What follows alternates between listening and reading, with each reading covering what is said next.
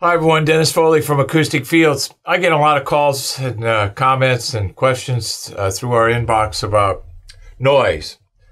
People want to build a wall. They think they have this noise problem. They have that noise problem. They want to build a wall. They've been reading in the literature that this wall is good, and they build it, and then they didn't stop all the noise that they wanted to stop.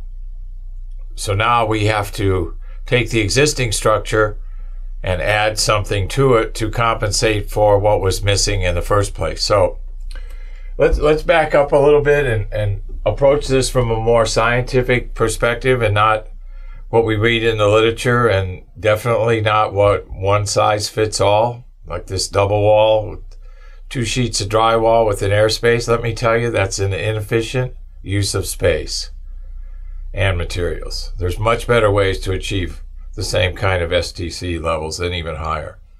All right, so let's back up a little bit and talk about noise. We have noise that's outside to inside of our room. You can probably hear now we got a drill going on in the road outside. So we have inside noise that's going to go out of the room. So we have this two-way gate, this two-way valve of noise coming in, noise coming out. Now, it might be music to us inside the room, but it's noise to others if they don't like the music, especially, and it's definitely noise if it's too loud. So, what do we have to do? All noise is stopped by building a barrier between the noise and the receiver ourselves. So, if it's a garbage truck outside, we want to build a barrier between the garbage truck and our music room, okay?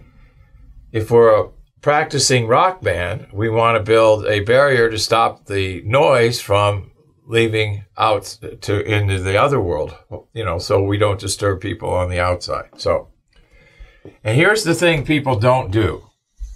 They read about this, that, or the other type of construction, but they don't quantify or qualify what they're doing. They don't quantify the amount and level of noise that they have to work with, and they don't qualify what type of structure or barrier technology to use to stop it.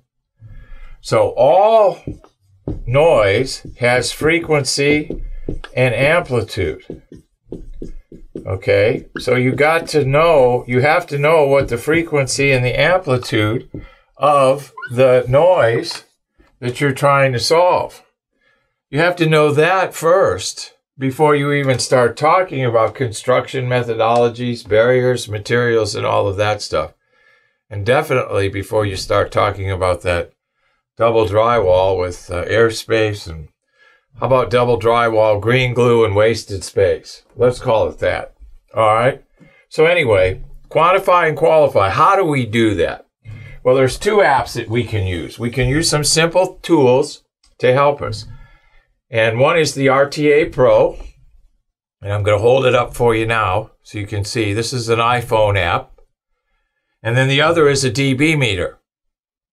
Both of these apps are available in the Apple Store, and we're going to use both of those in this process.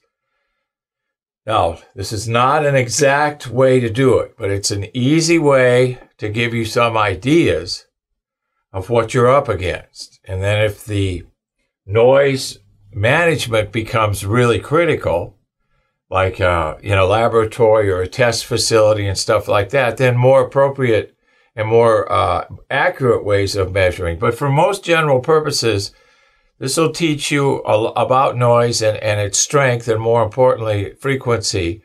And then we can discuss barriers after we figure out what we're up against. We have to define our problem before we come up with a solution. So we're going to use these 2 devices. So first thing we're going to do is we're going to use the dB meter. Now, I call this a 7-day noise time study because you really have to measure noise over a 7-day period to get a handle on it. So you're going to put yourself together a little chart, and you're going to put, okay, on Monday, I measured at 10 a.m. I measured in the evening at 6 p.m. Try to find the days when the noise is the quietest and the loudest, the time frames in those days, Monday, Tuesday, Wednesday, and then you're going to have a series of data that you list for each day. Now, how do you measure pressure levels with your dB meter? Well, it's very easy. You go outside, okay? You stand 3 to 4 feet against the wall and face the noise source. Take a measurement. And then turn around and face the wall and take a measurement. And then take the average of those two numbers. And that'll give you a good idea of what kind of pressure you're up against at 10 a.m. on Monday morning. Do the same thing at 6 p.m. at night if those are the highs and low noise levels for the day. You just have to use your own judgment and experience to figure that out.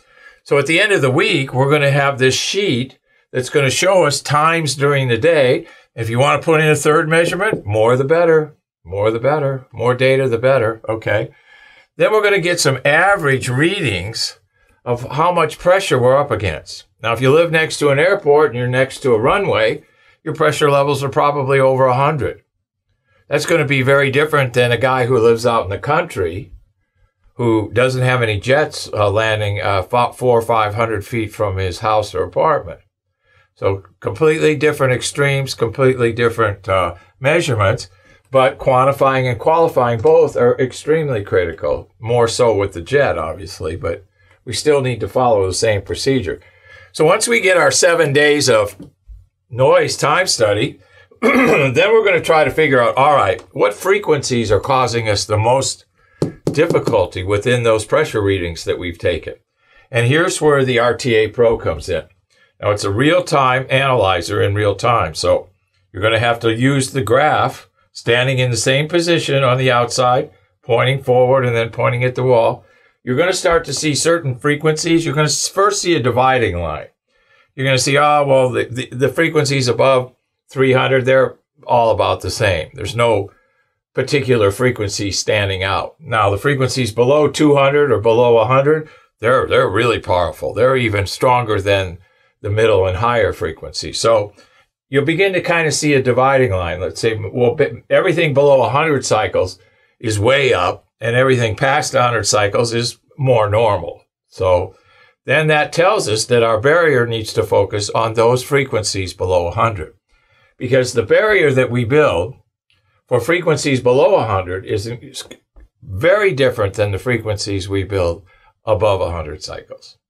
And by the way, that double wall green glue one, that's only good for above 125 cycles. And it's a waste of materials. Anyway, so we got these two software programs that we can use. Now, when you're inside the room, you want to do the same thing with your measurements. You want to do a pressure level reading and a frequency. Take some time, but you start to get a picture of what you're up against. And then if you quantify, now we can qualify. All right, here's our noise. Here's the amount of noise we have. Here's what frequencies it's at. Now, what kind of barrier are we going to build to fit those frequencies and amplitudes or strengths? And we can look at our 7 days time study, and we'll know that, you know, maybe we don't design it for the noisiest day. We forget about Thursday, so to speak, because that's a real noisy day. We have pressure levels 100 plus. Okay, so maybe we don't use that as our guideline. We stay out of the room on Thursdays and build the room for the other days. And this is what quantifying and qualifying will help do for you, help you work within your budget. It's like going to the doctor, getting a blood test.